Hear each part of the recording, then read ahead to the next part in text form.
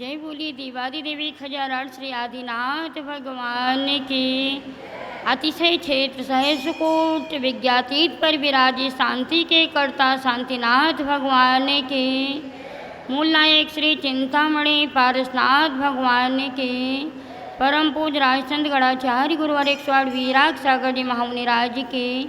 परम पूज्य भारत गौरव गणनी आरिका रत्न गुरुमा 105 विद्याश्रेय माता जी की सहस्रनाम महामंडल विधान की।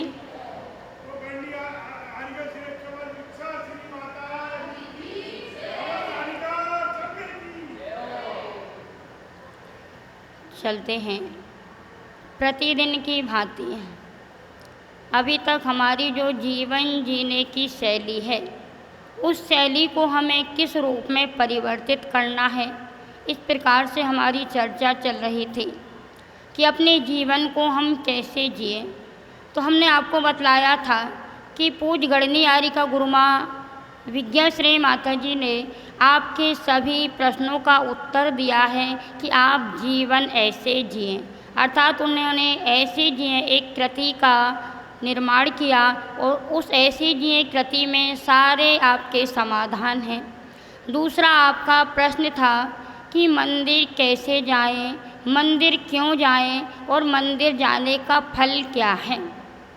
तो आपके लिए दूसरी कृति है जिनालय प्रश्नोत्तरी, अर्थात जिसमें जिनालय संबंधी सारे प्रश्नों के उत्तर पूज गुरुमा ने बड़े सरल तरीके में आपको दिए हैं।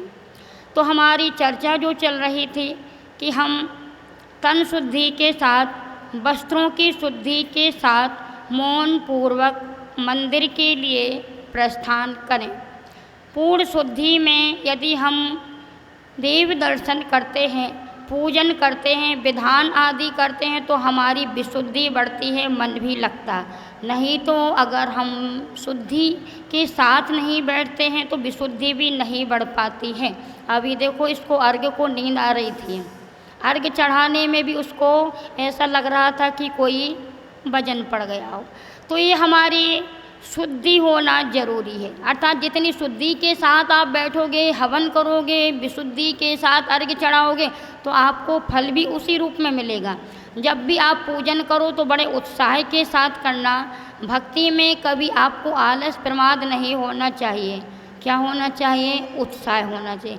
जितने हर्ष के साथ आप भक्ति करोगे उसका आपको आनंद आएगा, और आनंद आएगा, विशुद्धि बढ़ेगी तो नियम से आपका कर्म क्षय होगा, पुण्य जुड़ेगा तो आपको फल मिलेगा। तो अपनी जो चर्चा चल रही थी कि मंदिर में आते समय हमें किन किन बातों को ध्यान रखना। पूर्ण शुद्धि के साथ आप कुल्ला करके ही मंदिर में प्रवेश करें।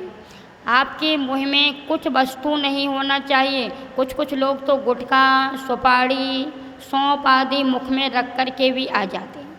यदि आप इस प्रकार से मंदिर आते हैं तो जूठा मुख कहलाता आपका। तो जूठे मुख कभी प्रवेश भी नहीं करना। आपको मुख शुद्धि ही आचार्यों ने बतलाई कि श्रावकों के लिए मुख शुद्धि करना जरूरी है। यदि आपका उपवास आदि है फिर भी उपवास में भी बतलाया है, क्योंकि आप लोग पानी लेते हो और अगर नहीं भी लेते तो भी आपके लिए मुख शुद्धि बतलाई। फिर भी आप नहीं चाहें तो उपवास में नहीं करें तो भी चल जाएगा, लेकिन शेष समय में आपको मुख शुद्धि करना जरूरी है। मुख शुद्धि के बाद आप यदि मंदिर में प्रवेश कर रहे तो सबसे पहले आपके पैरों को धोना है। पैरों में हमारी जो गंदगी लगी रहती, इस गंदगी का सीधा संबंध, अर्थात पैरों का जो हमारा संबंध होता है मस्तक से, तो वो सारी गंदगी का प्रभाव हमारे माइंड पर पड़ता है। और जब माइंड ही विचलित है तो आप कैसे आगे की क्रिया कर पाओगे। तो सबसे पहले आपको छने हुए जल से पैरों को धोना। कहोगे माता जी नल लगा है, नल से हम पैरों को धो लेते। नल में ही आपका छन्ना लग जाता, वो पानी आपका छना हुआ नहीं माना जाता, क्योंकि छना पानी हमने आपको पहले भी बतलाया था कि जो आपको पानी छानना है तो पानी छानने की विधि हमने आपको पहले बतलाई थी, इसलिए अभी नहीं बता रहे। आपको छने पानी से ही पैर धोना है। अगर आप नहीं छान सकते हो तो आप प्राशुक पानी एक कैन में भर कर के रखें, या तो अपने घर से लेकर के एक कैन लेकर के आएँ। जैसे हम लोग कहीं भी जाते तो कमंडल लेकर के जाते, इसलिए आपका कमंडल कौन सा है? कैन है। तो आप भी जब भी मंदिर में आएँ तो अपने घर से एक कैन में शुद्ध प्राशुक पानी लेकर के आएँ, और अगर नहीं ला सकते तो यदि मंदिर में शुद्ध पानी की व्यवस्था हो सकती है तो आप उस पानी से ही पैरों को धोएं। अगर पूरी शुद्धि में आए और अनछना पानी आपने पैरों पर डाल दिया तो आपकी शुद्धि हुई कि अशुद्धि हो गई है? उसमें जितने जीव थे वो सब क्या हो जाएंगे? मरण को प्राप्त। एक बूंद अनछने जल में विज्ञान की अपेक्षा से 36,450 जीव होते, और अपने आचार्यों ने जैन सिद्धांत के अनुसार असंख्यात जीव एक बूंद जल में बतलाए। तो फिर तो आप कम से कम एक गिलास पानी तो डालते होंगे कि नहीं?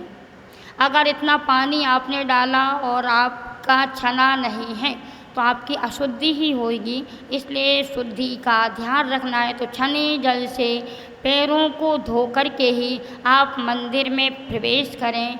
उसके बाद आपको प्रवेश करते समय छोटे द्वार से, मंदिर में जो 3 द्वार होते हैं, तो कभी एकदम डायरेक्ट सामने के दरवाजे से प्रवेश ना करें, क्योंकि सामान्य लौकिक में भी कहा जाता कि यदि आपके सामने कोई अफसर हो, कोई भी कलेक्टर आदि हो, कोई जज बैठा हो, तो आप सीधे डायरेक्ट बात करोगे क्या? डायरेक्ट सामने से जाओगे क्या? नहीं जाओगे। आप साइड के रास्ते से जाएं। यहाँ तो मंदिर में फिर 3 लोग के नाथ बैठे हैं, इनके पास आपको डायरेक्ट सामने से प्रवेश नहीं करना। इसलिए अधिकतर मंदिरों में 3 द्वार बनाए जाते हैं। तो आप लेफ्ट साइड के अर्थात बाएं साइड का जो दरवाज़ा है उस दरवाजे से ही आप मंदिर में प्रवेश करें, और मंदिर में प्रवेश करते समय आपको सिर झुका करके ही प्रवेश करना है, क्योंकि ये मंदिर है, क्या है? मन को अंदर ले जाने का स्थान है। तो विनय का प्रतीक होता है छोटा दरवाज़ा। पहले के सभी मंदिरों में, जिनालयों में छोटे दरवाजे बनाए जाते थे ताकि आप झुक कर के प्रवेश करो।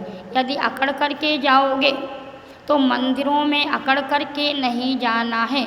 अप्सरों जैसी आपकी अकड़ नहीं होना चाहिए, अप्सराओं जैसी आपकी लचक होना चाहिए, तब आप मंदिर में प्रवेश कर पाओगे।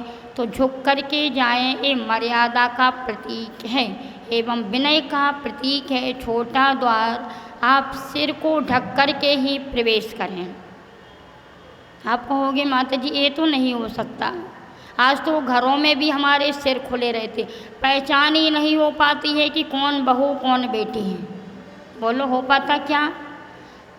आपके सिर पर पल्ला नहीं, सिर पर पल्ले की तो बात छोड़ो, आज तो साड़ी भी नहीं, सूट में आ गए, सूट के अलावा आप जीन्स में भी आज आ गए, और मंदिरों में आप इस प्रकार से आओगे अमर्यादित होकर के, तो आपकी मर्यादा कहाँ गई? पहले के ज़माने में कोई भी बहुएँ अपने ससुर के सामने सिर नहीं खोल सकती थी, इतना इतना सिर ढका होता था। आज इतना तो ठीक, आपके सिर पर तो कम से कम पल्ला होना चाहिए। कम से कम इतनी मर्यादा रखें कि अपने से जो बड़े हैं, सास ससुर हैं, जेठ आदि हैं, तो उनके सामने कम से कम हम सूट पहन करके, जीन्स पहन करके तो ना घूमें।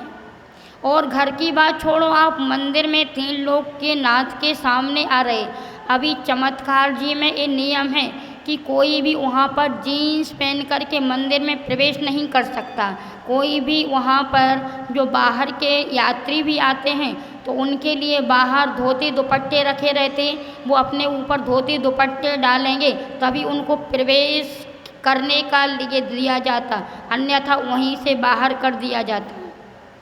क्योंकि हमारे भगवान की जो आज विशुद्धि है, जो अतिशय चमत्कार होते, ये हमारी शुद्धि के कारण ही होते, और आज जो समाप्त होते जा रहे मंदिरों के अतिशय, ये हमारी अशुद्धि के कारण ही होते जा रहे।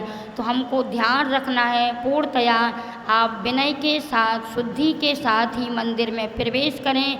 आगे आपको मंदिर में प्रवेश करने के बाद क्या क्या क्रिया करना है, निस्सही करना, देहरी को स्पर्श करना, इसकी चर्चा अपन कल करेंगे।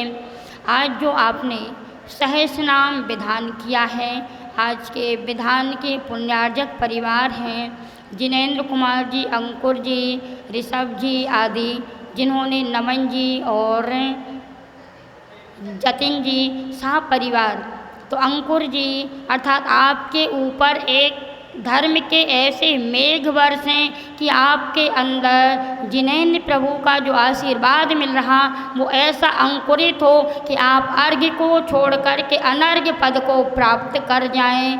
ऐसा आपके लिए भी पूज्य गुरु माँ का जो अतिशय क्षेत्र सहस्रकोट विज्ञातीत पर विराजमान है, ऐसी गुरु माँ का भी वहीं से आशीर्वाद है। जिस क्षेत्र पर आपने अभी देखा है कि 5 दिन तक शांतिनाथ भगवान का कितना महान अतिशय हुआ है, अर्थात देवों के द्वारा सुगंधित जल से अभिषेक हुआ है, तो ये मात्र हमारी भक्ति का ही प्रभाव है, शुद्धि और विशुद्धि का ही प्रभाव है। इसी प्रकार से जितने भी विधानकर्ता परिवार यहाँ पर बैठे हैं उन सभी के लिए भी पूज्य गुरु माँ का शुभाशीष है। आप इसी तरह से भक्ति आराधना करते रहें और आप अपने कर्मों को क्षय करें। इसी भावना से बोलिए सहस्रनाम महामंडल विधान की। परम पूज्य भारत गौरव गणनी आरिका गुरु माँ विद्या श्री माता जी की।